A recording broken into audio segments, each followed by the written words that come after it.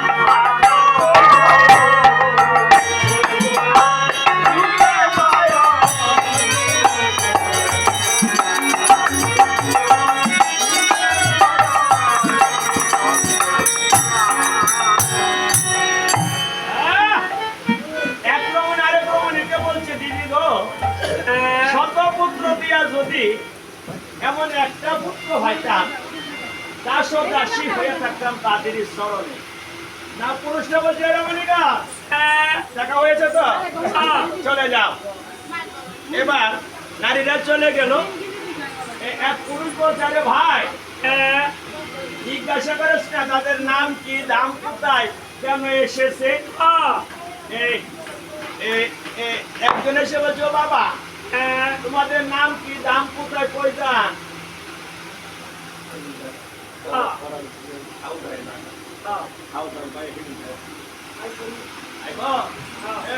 লক্ষণ বলতেছে আমার নাম লক্ষণ, তার নাম রাম, অযোধ্যা এসেছি যুদ্ধ করতে। ওই পুরা বেড়া কইতেছে বাবা কার সাথে যুদ্ধ করতে আইছো? ওই সতস্কন্ধের সাথে।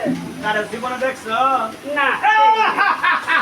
নাম ধরে শুনছো, যদি একবার চোখে দেখতা কত লুডা জল দেখাইতে তার হিসাব আছেন না। বাবা মার করে চলে যাও, যুদ্ধ কথাটা ভুলে যাও। যুদ্ধ ভালো না।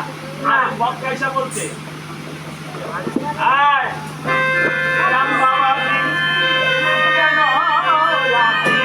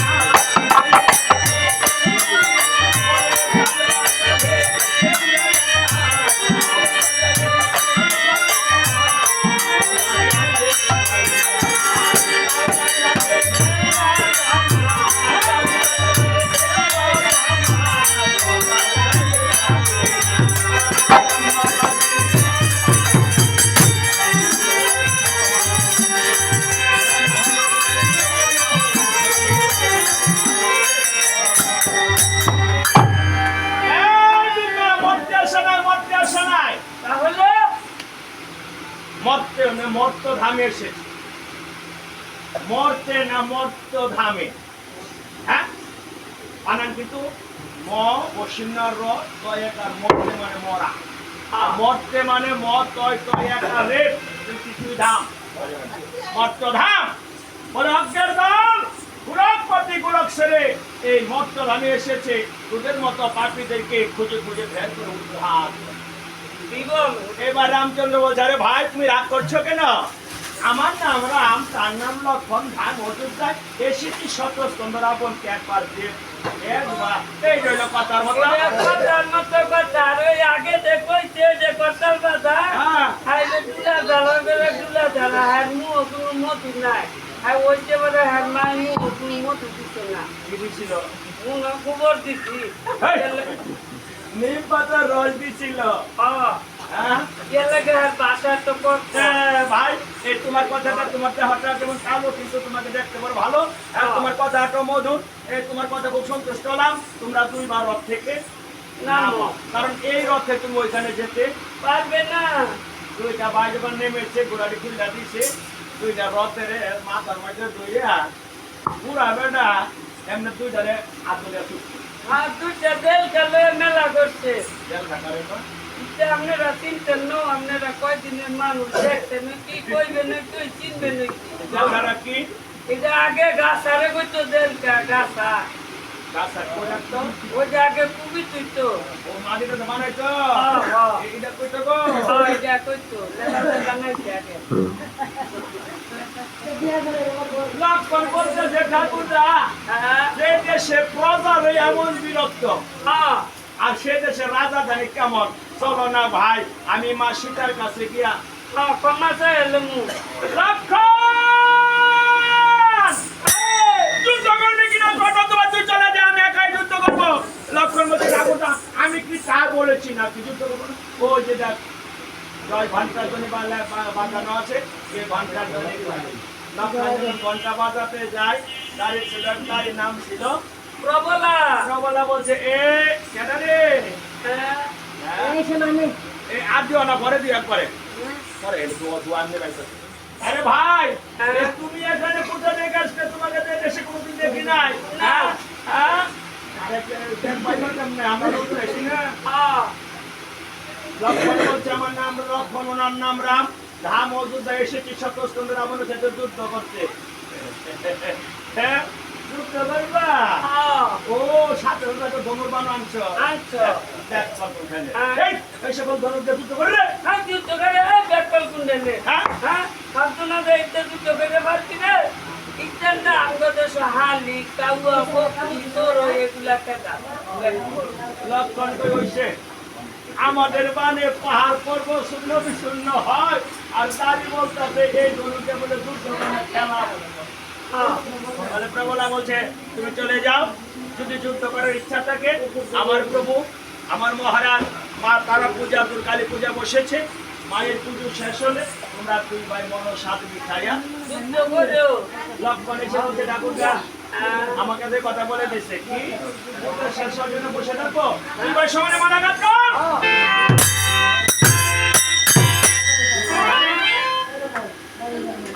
বলতেছে প্রবলা রে, হ্যাঁ প্রবলা কি কালকা যে তারা মায়ের পূজা দিলাম রসগোল্লা দিয়া। রসগোল্লার রস কিনেছে আমার পিঠা বলছিল রে। কেন মহারাজ? পিঁপড়া কামড়াই ধরছে। না মহারাজ, তাইলে ওই প্রত্যেকের বলে রাম লক্ষণের চেহারা বানাঘাত করতেছে। ঠাকুরদা তোমার আমার বানে সমুদ্র বলতে শুরু হয় না, আর এই মহারাজ বলতেছে পিঁপড়া বললেন কামড়ায়। কেমন যুদ্ধটা করবে ঠাকুরদা? লক্ষণ আমার ভাই বানাঘাট করতেছে। এই তো বলা কয়জনকে দেখতেছিস রে? দুইজন। কে কে? রাম লক্ষণ। আমি তো রাম লক্ষণকে দেখবো না। না কেন দেখবো না? তারা হলো খণ্ড সনাতন, মানে ভগ্ন দেবতা, পূর্ণ ভগবান না কেন্দ্রে করে না রাম লক্ষণ ভরা শত্রুঘ্ন। তার ভাই যদি একবার আসে আমি তাদেরকে দর্শন করবো, আমার মঙ্গল হবে। এই ভগ্ন দেবতা দর্শন করে আমার অমঙ্গল হবে। ভক্ত হলে কথা বলতে পারে যে আমি তোমাকে দর্শন দিব না, পূর্ণ না হয়ে আসি অপূর্ণ অবস্থায় তোমাকে তোমাকে প্রণাম করবো না। তাই ভগবানকে দর্শন না করে চক্ষু বন্ধ করে 100 মুখে নাকে যখন ফু দিছে রাম লক্ষণ বুড়া সহ রথ দিয়া যে অযোধ্যা ছিল, আবার এই অযোধ্যায় লক্ষণ বলতেছেন ঠাকুরদা কেমন যুদ্ধটা করলেন? নাকের বাদ আসলে আমরা সহ্য করতে পারি না, তার সাথে আরে তা নয়, তা নয়। তাহলে আরে বুঝেছি না আমি একা গিয়ে পারবো না। এবার আমরা 4 ভাই যাব, সঙ্গে আমাদের ভক্তগণকে নিয়ে যাব। এই হনুমানকে স্মরণ কর। হনুমানকে স্মরণ করেছে। হনুমান ছিল লঙ্কাতে বিভীষণের মন্ত্রী হয়ে। স্মরণ করা মাত্র বিভীষণকে বলতেছে হনুমান বিভীষণজি আমার প্রভু আমাকে স্মরণ করেছে। হ্যাঁ তাই নাকি? তাই মুহূর্তের মধ্যে বায়ুবেগে হনুমান এসে এসেছে। হনুমান রে আজ আমি বড় বিপদে পড়ে গেলাম রে। সে বিপদ প্রভু মানে আমি যে যুদ্ধ করেছি শুরু করেছো তার সাথে শতস্কন্ধের সাথে শতস্কন্ধ রাবণের সাথে বলা। হ্যাঁ এদের নাম তো বলিস না। এদের নাম তোমাকে কে বলেছে প্রভু? তোমা বলেছে। আমি একটু আমার মাকে প্রণাম করে আসি। অন্তপুরে যে হনুমান প্রভু মা সীতার চরণে প্রণাম করে বলছে মা আমি এসেছি, মা আমাকে আশীর্বাদ করো। এসেছি শোনো আর হাত দিয়ে হনুমানের মস্তকে আশীর্বাদ করে। হনুমান বলছে বাবু আমার প্রভু যে গোমাশত স্কন্ধ রাবণ তার সাথে যুদ্ধ শুরু করেছে, এই কথা তুমি বলেছো গোমাস হনুমান থেকে মালিক মূল্যবান তোমার বর্তমান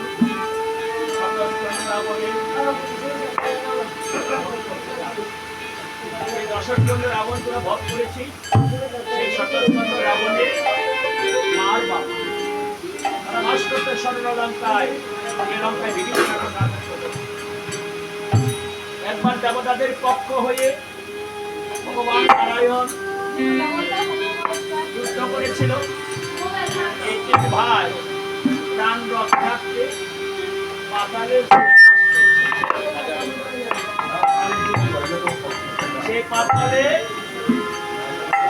মল্লরাজের একটা কন্যা রত্ন হয়েছে। সেই কন্যাটির নাম ছিল নিকষা। নিকষা বলছে, বাবা আমরা এই গভীর অন্ধকারে পাতালে বাস করি কেন? সমস্ত ঘটনাটা ফিরে বলছে, মারে আমরা তিন ভাই ছিলাম, স্বর্ণলঙ্কার রাজা। ভয়ে আমরা রাজত্ব হারিয়ে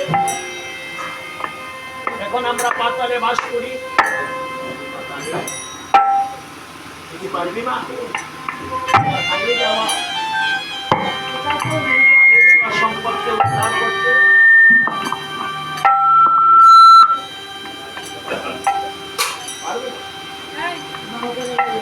অষ্টকলায় সুসজ্জিত করে গুহার পথ দেখিয়ে দিয়েছে, এদিকে চলে যাবে। নিকষা যখন অষ্টকলায় সুসজ্জিত হলো, গুহার ভেতর থেকে বের হলো ভোর বেলায়। পূর্ব দিগন্তে সূর্য উদিত হচ্ছে। সূর্যদেব নিকষাকে দেখে দৌড়ে এসে বলছে, কে গো নারী তুমি? আহা মরি মরি, এত সুন্দর রূপ তো কোনোদিন দেখিনি। নিকষা বলছে, তুমি কে? আমি সূর্যদেব। সাবধান দূরে থাকে। আর আমি আমার নাম নিকষা। বলে তুমি যেই হোক আমার সাথে তোমার অতীত ক্রিয়া করতে হবে। বলে শোভা পাই না, আমি কুমারী। বলে যাই হোক আমার সাথে তোমার অতীত ক্রিয়া করতে হবে। সূর্যদেব যখন দূর করবো নিকষার সাথে অতীত ক্রিয়া করবে। সূর্যদেব বলছে, নিকষা 10 দণ্ডের মধ্যে তোমার গর্ভ থেকে একটি বীর সন্তান জন্মগ্রহণ করবে। এই 10 দণ্ড থাকিতে থাকিতে তুমি লঙ্কায় নীলগিরি পর্বতে চলে যাও। নিকষা সূর্যদেবের কথা শুনে দৌড়াতে দৌড়াতে নীলগিরি পর্বতে যাওয়ার সময় 10 দণ্ড পূর্ণ হলো। দৈব যুগে নিকষার গর্ভ থেকে একটি কন্যা রত্ন, একটি পুত্র সন্তান জন্মগ্রহণ করে। সেই সন্তানটির 100 মাথা, 200 বায়ু আহার করে একটু বড় হয়ে গেছে। সন্তান যখন ক্ষুধা পায়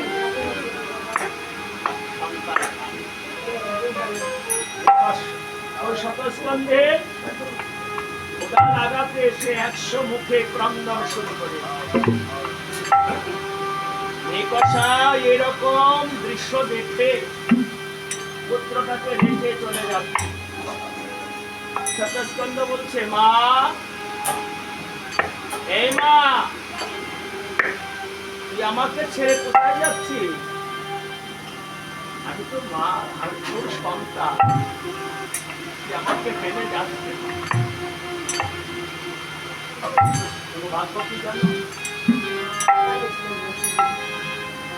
পৃথিবীতে প্রত্যেকটা মা, প্রত্যেকটা বাবা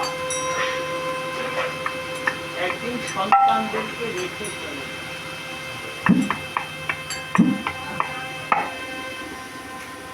এটা বাস্তব। কারণ কোনো মা চায় না, কোনো বাবা চায় না আমার আগে আমার সন্তানের মরণ। তোমরা 10 মিনিট পরে 10 মিনিট সময় দেবে।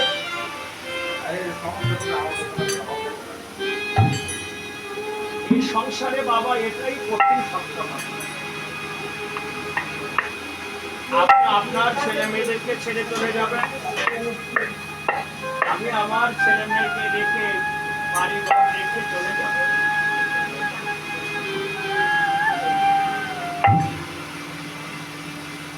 গতকালের আগের কাল রহিমাবাদে একটা রামায়ণ করেছে।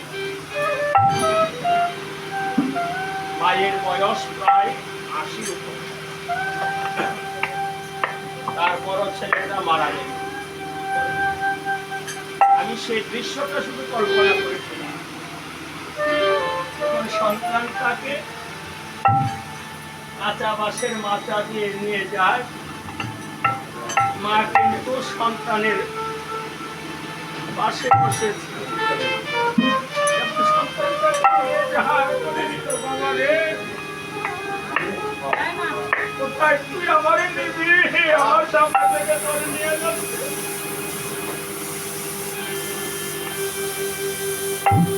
কোনো মাকে যদি, বাবাকে যদি এই দৃশ্য দেখতে হয়, সে বড় কঠিন হয়ে যায়। তাই সন্তান বলছে, মা তুমি যেও না গো মা, আমাকে ছেড়ে তুমি যেও না। তুমি যদি চলে যাও গো মা,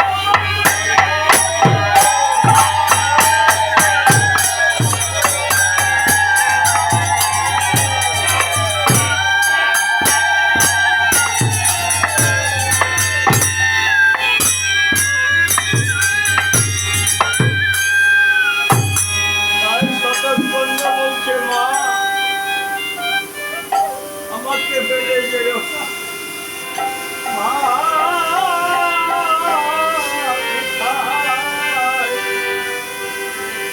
রইলে গো মা, ও মা গো, এমন বিপদ সময়ে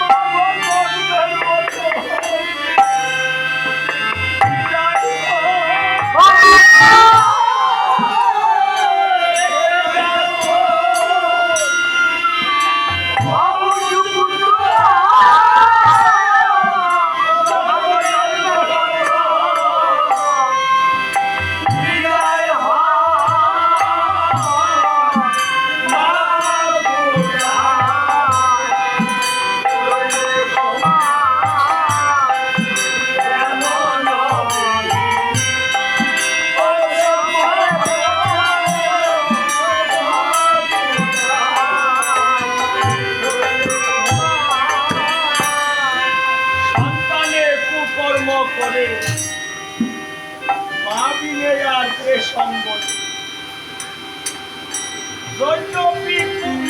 মরে তবু মার কানতে হবে। অনেক সন্তান আছে মা বাবাকে খাবার দেয়,